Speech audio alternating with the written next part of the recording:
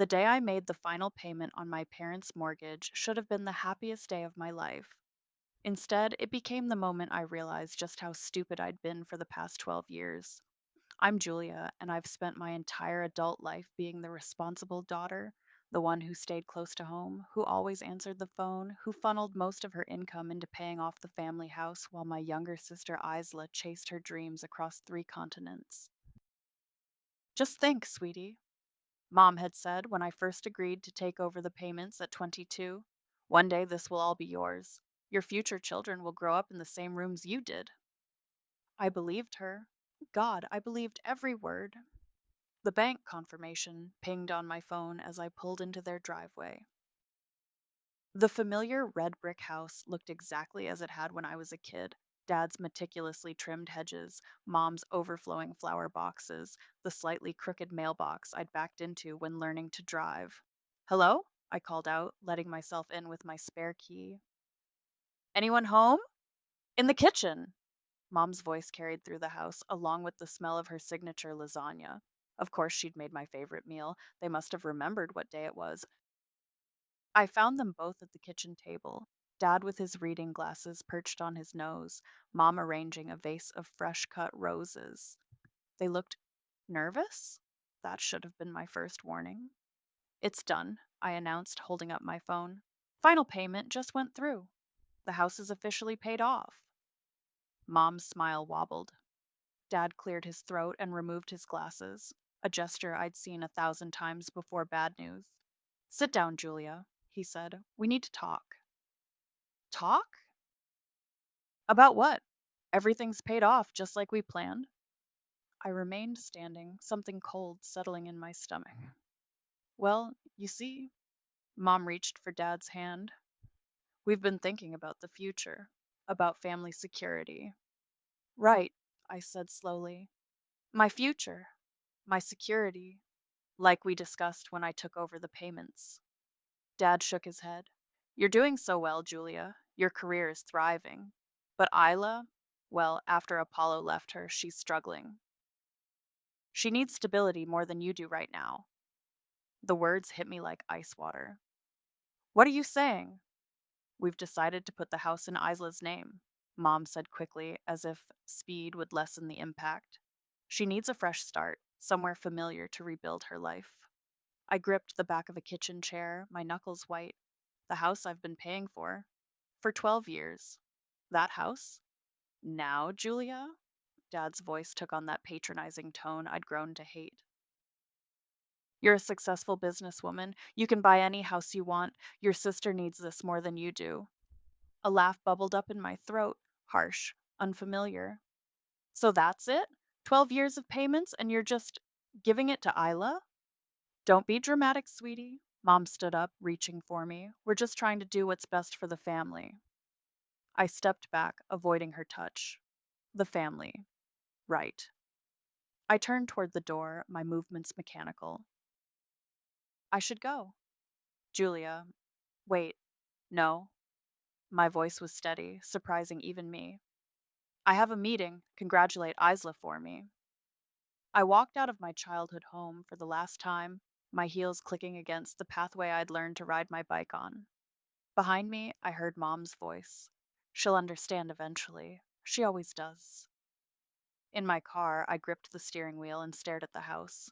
Isla's house now. They thought they knew me so well. The dutiful daughter, the responsible one. The successful businesswoman who could buy any house she wanted. What they didn't know was just how right they were about that last part. I pulled out my phone and dialed. Camilla, remember that contingency plan we discussed? It's time. My best friend's voice was cautious. Are you sure? I watched my parents appear in the front window, probably wondering why I hadn't driven away yet. Oh, yes, very sure. They had no idea what they'd just set in motion, but they would, soon. You should see the view from up here, Mom gushed through the phone. 32nd floor. We can see the entire city skyline. I swiveled in my office chair, looking out at the same skyline from the 40th floor of Gardner Living's headquarters. That's wonderful, Mom. I'm so happy you and Dad love the new apartment. The Van Haven is just incredible, so exclusive. Your father's already joined their golf club, though the lease terms are a bit strict. Really? I kept my voice neutral, watching Brady stride into my office. He raised an eyebrow, and I put the call on speaker. Oh, yes, but that's what makes it so prestigious, I suppose. We had to provide so much documentation, and the property manager is quite particular. Brady smirked, dropping into the chair across from my desk. He should know. He'd helped me draft those lease terms personally. Well, you know what they say about luxury living, I said. Everything has to be perfect. After a few more minutes of Mom rattling on about marble countertops and concierge service, I ended the call. Brady leaned forward, his expression amused. They still have no idea, do they? Not a clue. I pulled up the Van Haven's tenant database. They think their daughter just pushes paper at some mid level real estate firm. If they only knew the truth about Gardner Living's mysterious founder and CEO. Brady's voice turned serious. Are you sure about this, Julia? Once we start implementing the new building policies, they made their choice, I cut him off. Now they get to live with mine. My phone buzzed, Camilla requesting a video call. I accepted, and her face filled my screen. Julia, you need to see this. Pulling up the security feed now. The footage showed Isla trailing behind my parents into their new apartment, carrying overnight bags. I checked the timestamp. 3 days ago. She's been staying there against lease terms, Camilla said. Want me to send the violation notice? Not yet. I drummed my fingers on my desk. Let's give them enough rope first. Brady stood, straightening his tie. Speaking of rope, remember how this all started? How could I forget? 10 years ago, I was just another real estate agent showing Brady a rundown property nobody wanted. He saw potential. I saw opportunity. You took a chance on me, I said quietly. Best investment I ever made. He paused at the door. Just don't let revenge blind you to what matters now. After he left, I pulled up old photos on my phone. There I was, 22, signing mortgage papers for my parents' house. Next to it, a newer photo. Me cutting the ribbon at Gardner Living's 20th property opening. The contrast was stark. Camilla's voice broke through my thoughts. Your sister's posting on social media again. I clicked the link she sent. There was Isla posing in front of our childhood home, her house now. The caption read, New chapter, new beginning. Sometimes life gives you exactly what you need. Blessed, new owner. She's really milking it, Camilla observed. Let her. I closed the photo. How's the new HOA board coming along? Handpicked, just as you requested. They'll pass whatever regulations you want. I smiled, remembering Dad's smug face when he'd told me I could just buy another house. Perfect. Let's start with a noise ordinance. Then maybe some restrictions on guest parking. Oh, and schedule a mandatory building meeting. Evening only, no exceptions. Your dad has golf at that time. I know. Camilla hesitated. Julia, are you sure this is what you want? These are still your parents. I walked to my window, looking down at the city below. Somewhere out there, my family was settling into their new lives. Isla in my childhood home, my parents in their luxury apartment. All of them so certain they knew exactly who I was and what I deserved. They made me who I am, I said finally. Every sacrifice, every dismissal, every time they chose Isla over me, it all led to this, to Gardner Living, to the Van Haven, to me owning the very roof over their heads. And they have no idea. No. I pressed my hand against the cool glass. But they will. Soon enough, they'll understand exactly what they created. My phone buzzed again. Mom sending photos of their new apartment, each one worth 1,000 words, none of them knowing they were really just showing off my property to me. The irony was almost poetic. What do you mean we can't have guests after 8 p.m.? Dad's voice crackled through my office speakerphone. This is ridiculous. I examined my nails, letting the property manager I'd hired, a wonderfully inflexible woman named Margaret, handle the call. Sir, the new community guidelines are quite clear, Margaret said. All visitors must leave by 8 p.m. unless pre registered for overnight stays. which I should remind you are limited to 2 per month. We weren't told about these rules when we signed the lease. Section 23, paragraph B clearly states that community guidelines are subject to change with board approval. The documents were emailed last week. I muted my end of the call, letting myself enjoy Dad's sputtering protests. It had been 3 weeks since the new rules went into effect. 3 weeks of random maintenance inspections, noise complaints, and parking violations. My phone buzzed with a text from Isla. Lunch today? Have exciting news. I typed back a quick, sure, the usual place at 1? The cafe was crowded when I arrived. Isla sat at our regular table, practically bouncing with enthusiasm. She'd always been the pretty one, the bubbly one, the one who could do no wrong. Julia! She waved, her designer bracelet catching the light. My bracelet, technically, bought with my mortgage payments.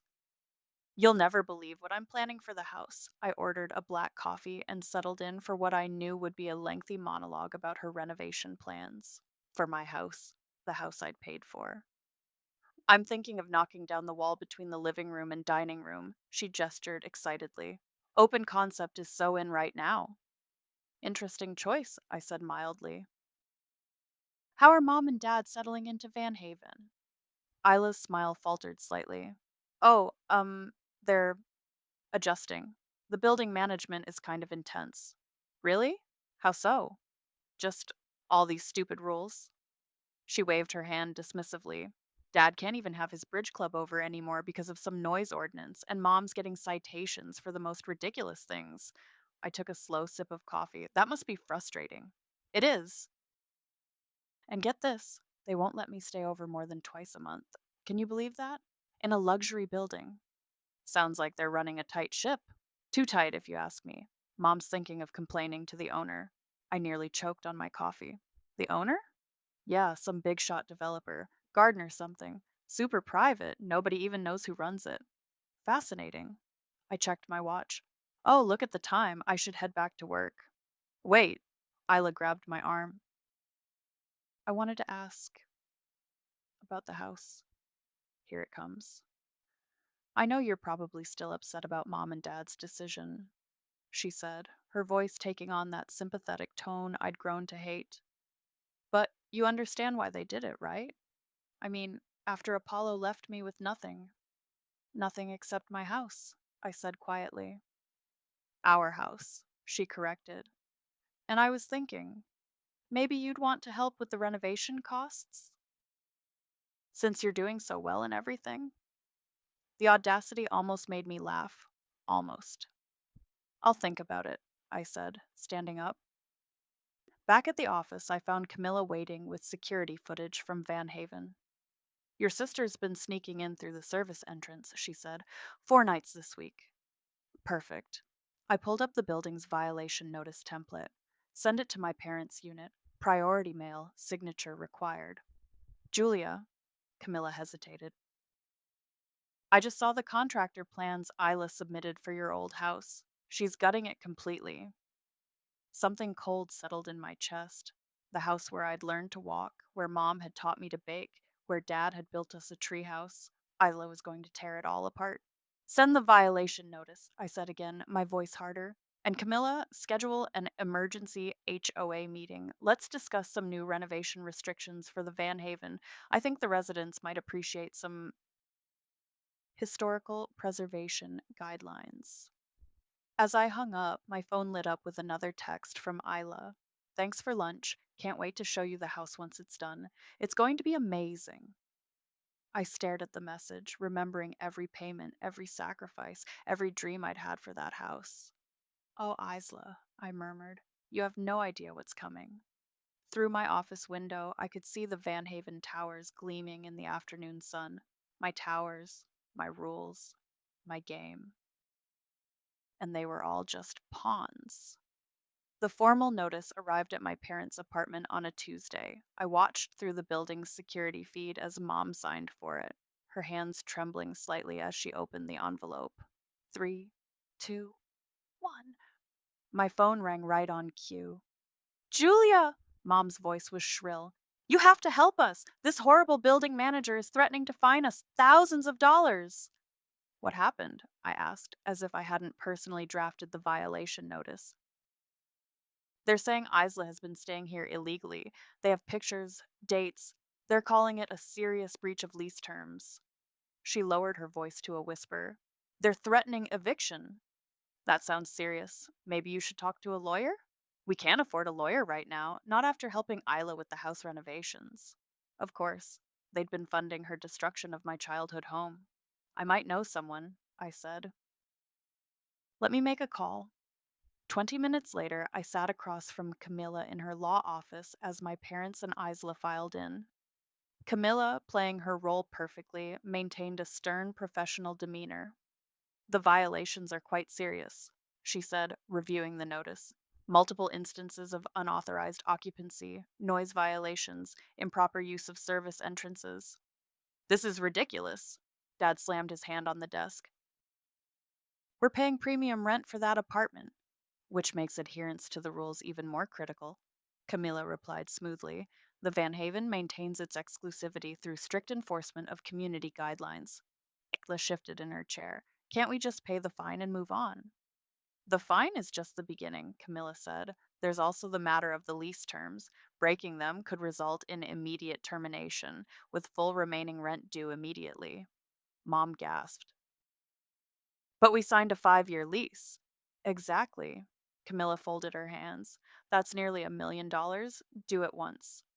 The color drained from Dad's face. They'd leveraged everything to help Isla renovate the house. My house. They couldn't afford this. There must be something we can do, Mom pleaded. Well, Camilla glanced at me, right on script. Miss Julia here is a real estate professional. Perhaps she has some insights. All eyes turned to me. I took my time, pretending to think it over. I might be able to speak with some contacts, I said finally, but you'd have to follow the rules exactly from now on. No more overnight guests, no exceptions. But where will I stay when I visit? Isla whined. In the house you were given, perhaps? The words came out sharper than intended. Dad's eyes narrowed. You're still bitter about that, aren't you? Bitter? I laughed. Why would I be bitter about paying off a house for 12 years only to have it handed to someone else? We've been through this, Mom started. Isla always needs something. I cut her off. And somehow I'm always the one paying for it. That's not fair, Isla protested. Not fair? I stood up, memories flooding back. Like when you stole my college fund to start your failed fashion blog?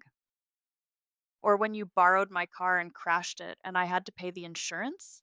Girls, please, Mom intervened. This isn't helping. You're right, I said, smoothing my skirt. This isn't helping. Camilla, what are their options?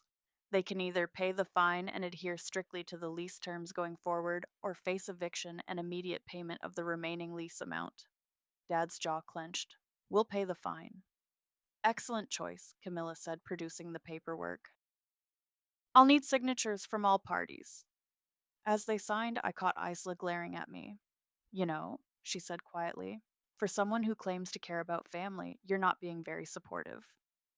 I thought about the house, about 12 years of payments, about all the times I'd swallowed my pride and played the good daughter. You're right, Isla. Family should support each other. I smiled, knowing what was coming next. Speaking of which, how are those renovation permits coming along? Her face fell slightly. What do you mean? Oh, didn't you hear? The city's getting stricter about historical properties. Permits are taking months to approve now. Such a shame. I walked out of Camilla's office, leaving them to process the paperwork. My phone buzzed, a text from Brady. Phase 2 ready when you are. I smiled. They thought the lease violations were bad. They hadn't seen anything yet. The HOA board has unanimously approved the new regulations, Brady announced, sliding the documents across my desk, including the mandatory valet parking and the restricted elevator hours. I scanned the papers, unable to hide my smile. And the monthly maintenance fee increase? Passed, effective next month. He leaned back in his chair. Your parents are going to lose their minds. They already are. I pulled up the building's complaint log. Mom's filed 3 formal protests about the new quiet hours. And Dad? I chuckled. Well, he's not taking the golf club schedule changes well. Julia. Brady's tone turned serious. Someone's been asking questions about Gardner Living's ownership structure. My head snapped up. Who? Your sister's been calling around. Apparently, she's got a friend who works at the city planning office. Before I could respond, my phone buzzed with a text from Mom. Family dinner tonight? Please come. We need to talk. I hadn't been to their apartment since the new rules went into effect. Curiosity won out. I'll be there. The tension was palpable when I arrived. Mom's usually pristine kitchen was a mess of takeout containers. She'd given up cooking after the new ventilation restrictions. Julia, Isla's fake cheerfulness filled the room. We weren't sure you'd come. Wouldn't miss it. I settled into a chair, noting the dark circles under Mom's eyes. How's everyone doing? How do you think? Dad snapped. This building is becoming impossible to live in. They've doubled the maintenance fees, restricted when we can use our own elevator, and now they're saying we need to pay for mandatory valet parking. The market's very competitive, I said mildly. Premium buildings require premium services. Premium services? Mom laughed hysterically. They shut down the pool for maintenance right when summer started. And the noise complaints, Isla chimed in. Mrs. Patterson upstairs reported Mom for using her blender after 7 p.m. I took a sip of water, remembering how they'd dismissed my concerns about the house. Sounds stressful. Have you considered moving? We can't. Dad's face reddened. The lease termination fees would bankrupt us. Besides, Mom added quietly, where would we go? We put everything into Isla's renovations. Ah, yes, the renovations that were now indefinitely stalled thanks to some carefully placed calls to the planning department. Speaking of the house, Isla said, her voice taking on that wheedling tone I knew too well, the contractor's asking for more money to deal with the permit delays. I don't suppose you could. No. The word came out sharp and final. But you're doing so well. And family helps family, right? Like you helped me? I stood up slowly. Like when you all helped me by giving away the house I paid for. You're still not over that? Isla rolled her eyes. God, Julia, you're so. So what? I challenged. Selfish? Bitter? Tell me, Isla, how many payments did you make on that house? How many promotions did you turn down to stay close to home? How many dreams did you give up? Girls, please, Mom intervened. We're all under stress with these horrible building rules. Horrible? I laughed. No, Mom. Horrible is spending 12 years believing in a promise that meant nothing. Horrible is watching your sister gut your childhood home while everyone tells you to be happy about it. The room fell silent. Dad studied me with narrowed eyes. You're different lately, he said slowly. Ever since we gave Isla the house, it's like you're enjoying our problems. If he only knew how right he was.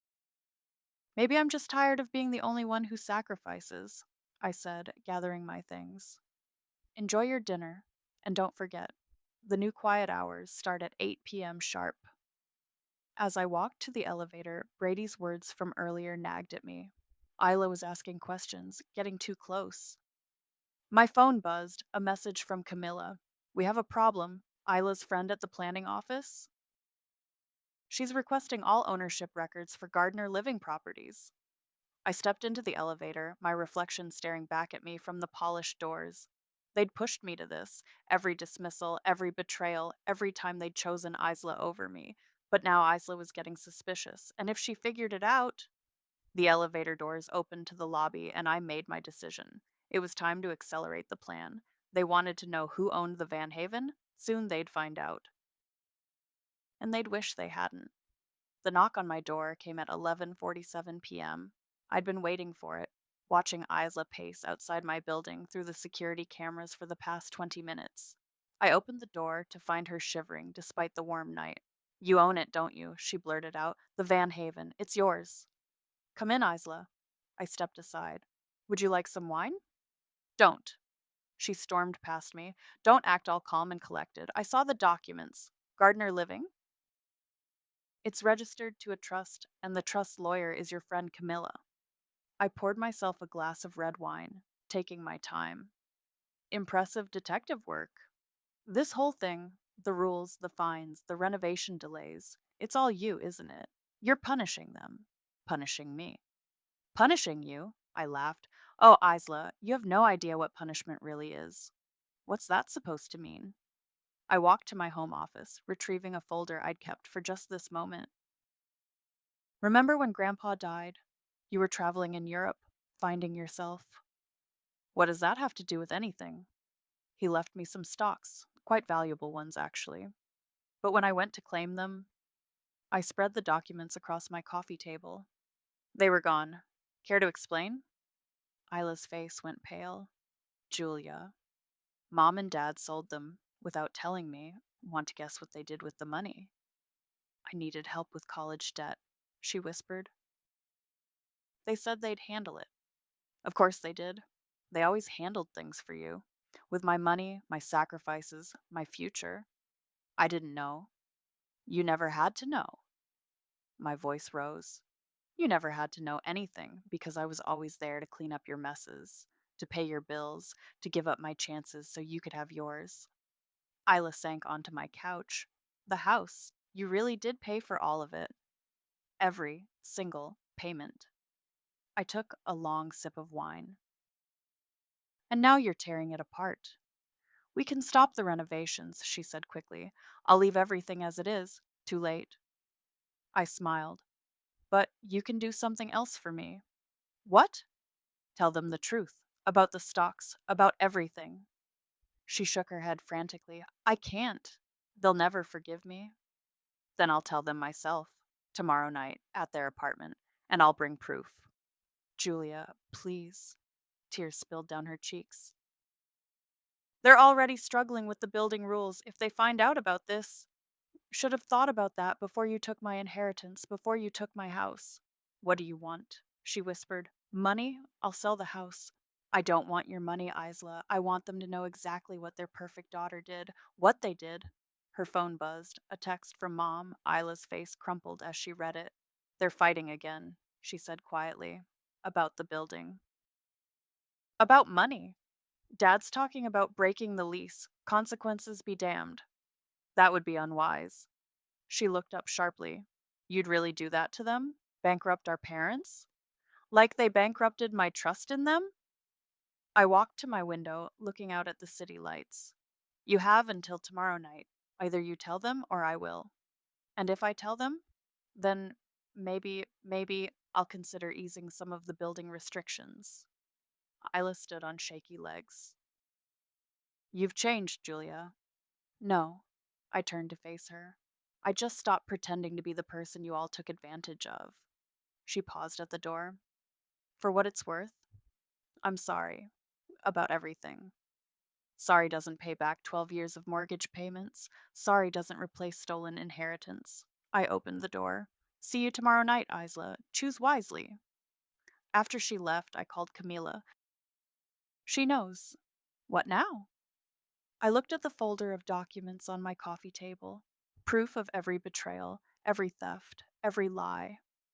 Now we finish this. One way or another, tomorrow night, they learn exactly who they've been dealing with. And if Isla doesn't tell them? I smiled, thinking of the final document in my desk drawer, the one that would destroy their carefully constructed family fantasy once and for all. Then I will. And they'll wish they'd kept their promises. The Van Haven's elevator felt like a countdown as it climbed to the 32nd floor. Camilla stood beside me, clutching her briefcase of documents. Brady had insisted on coming too, hovering protectively at my back. Last chance to back out, Camilla whispered. I shook my head. They need to know. Mom opened the door, her fake smile faltering when she saw my entourage. Julia? What's all this? Family meeting, I said, stepping inside. Where's Isla? Here. My sister emerged from the kitchen, eyes red. She hadn't told them. Dad muted the TV, frowning at us. What's going on? That's what I'd like to know, I said, settling into their pristine living room. Let's start with Grandpa's stocks. Mom's coffee cup clattered against its saucer. What? The inheritance you sold without telling me. I nodded to Camilla, who began laying out documents. The money you gave to Illa for her college debt. How did you? Dad started. Or we could talk about the house. 12 years of payments, all those promises. Or maybe? I smiled thinly. We should discuss who really owns the Van Haven. The color drained from Mom's face. What are you saying? Show them, I told Camilla. She pulled out the ownership documents, spreading them across the coffee table. Gardner Living is owned by Julia. She's the founder, CEO, and majority shareholder. This building, it's hers. The silence was deafening. All this time, Dad's voice shook. The rules, the restrictions, were mine, I finished. Every single one. You're punishing us, Mom whispered. No, I'm teaching you what it feels like to be powerless, to have someone control your home, your security, your future. I leaned forward. How does it feel? Isla burst into tears. I tried to tell them, Julia. I tried. Tell us what? Dad demanded. The stocks, she sobbed. I knew about them. I knew you sold Julia's inheritance to pay my debts. I knew about the house payments. Everything. Mom collapsed into a chair. We did it for you, Isla. You needed help. She needed help? I stood up. What about what I needed?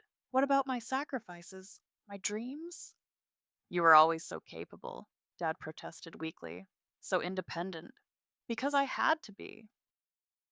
Because every time Isla failed, every time she needed saving, you took from me to give to her. Brady stepped forward. Julia, breathe. But I couldn't stop. Years of suppressed rage poured out. You want to know how independent I am? Look around. This apartment, my property, those lease terms you can't escape, my rules, that house you gave away. I paid for it while building an empire you never even knew about. Why didn't you tell us? Mom asked. Would it have mattered? Would you have treated me any differently? Or would you still have given my house to Isla because she needed it more? Dad stood up, his face red. We're your parents. You had no right to manipulate us like this. And you had no right to steal my inheritance, to break your promises, to treat me like an ATM while praising Isla for every failure. Enough! Isla screamed. Just enough! She turned to our parents. She's right about everything. We took her for granted, used her.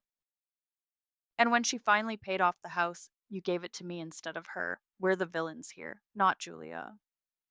The room fell silent, except for Mom's quiet sobs. So what now? Dad asked finally. You own us.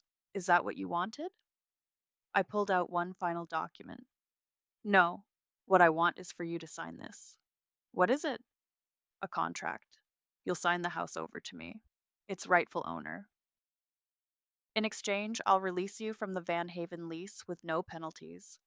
And if we don't, then enjoy the next rate increase. I hear luxury living is getting very expensive these days. Mom reached for the contract with trembling hands. We don't have a choice, do we? You always had choices, I said quietly. You just made the wrong ones. One by one, they signed. As Camilla collected the documents, I walked to the door, pausing for one last look at my shattered family. Congratulations, I said. You're finally free. Of the lease, of the house, and of me. The elevator doors closed on their stunned faces, and for the first time in years, I felt nothing at all. The keys felt heavy in my hand as I stood outside my childhood home. My home again, finally. The moving truck had taken my parents' belongings to their new apartment across town, a modest 3 bedroom I'd helped them find, though they didn't know that either. Need company? Camilla asked, standing beside her car. No, I managed a small smile. This I need to do alone. Inside, the house was eerily quiet. Isla had barely started her renovations before everything fell apart. The walls still held our old family photos. Mom must have forgotten them in the rush to move out. My phone buzzed. Brady. The transfer's complete, he said when I answered. The house is officially yours again. Thanks. I wandered into the kitchen, running my hand along the counter where Mom taught me to bake. How are the new tenants settling into Van Haven? Perfectly. Young professionals, no drama, your kind of people. I reached the back door, looking out at Dad's meticulously maintained garden. Did I do the right thing, Brady? Which part? The revenge or the mercy? Before I could answer, someone knocked at the front door. Through the window, I saw Isla standing on the porch holding a box. I have to go, I told Brady. I opened the door, but blocked the entrance. Isla looked smaller somehow, deflated. Found these while packing, she said, offering the box. Thought you might want them. Inside were photos, dozens of them, me at graduation, holding up my real estate license, me at my first apartment showing. Even a newspaper clipping about Gardner Living's first development project, though my name wasn't mentioned. Mom kept everything, Isla said quietly. She was proud of you, even if she didn't show it right. Why are you here, Isla? She wrapped her arms around herself. To say I'm sorry. Really sorry. Not just for the house or the stocks, but for everything. For being the burden you always had to carry. You weren't a burden, I sighed. You were just privileged, protected. Everything I couldn't be, because you were too busy protecting me. She looked past me into the house. What will you do with it? Keep it, restore it, make it mine again, like it should have been all along. She turned to leave, then stopped. Apollo called yesterday, wanted to get back together. And? I told him no. Said I needed to learn to stand on my own first. A faint smile. Maybe take some lessons from my big sister. After she left, I went up to my old bedroom. The walls still held traces of the constellation map Dad had helped me paint when I was 12, back when I still believed in family promises. My phone buzzed again, a text from Mom. The new apartment is nice. Simple, like when we first started out. Your father's already planning a garden. I started to delete it, then stopped, typed back. Good. Another buzz. We were wrong. About everything. I know sorry isn't enough, but we're trying to understand. I sat on my old window seat, remembering all the nights I'd spent there dreaming of escape, of success, of revenge. Now I had all three. The house creaked softly, familiar sounds that used to mean home. Could they mean that again? I called Camilla. Remember when you asked if it was worth it? I said when she answered. I remember. You said it was necessary. It was, but now. I looked around at the empty house, at the traces of family left behind. Now I need to decide what's necessary next. And what's that? I thought about Mom's text, about Isla's apology, about Dad's garden. Healing, maybe. I stood up, walking to the window. Not forgiveness, not yet, but healing. One day at a time. One room at a time, I corrected, looking at my childhood bedroom. Starting here. I hung up and opened the box of photos Isla had brought. There we were, two little girls in the backyard, before inheritance and betrayal and revenge complicated everything. The house creaked again, but this time it sounded different, not like an echo of broken promises, but like a clean slate, a new beginning. Not every ghost needs to haunt forever. Sometimes they just need to be acknowledged, honored, and finally, slowly, set free.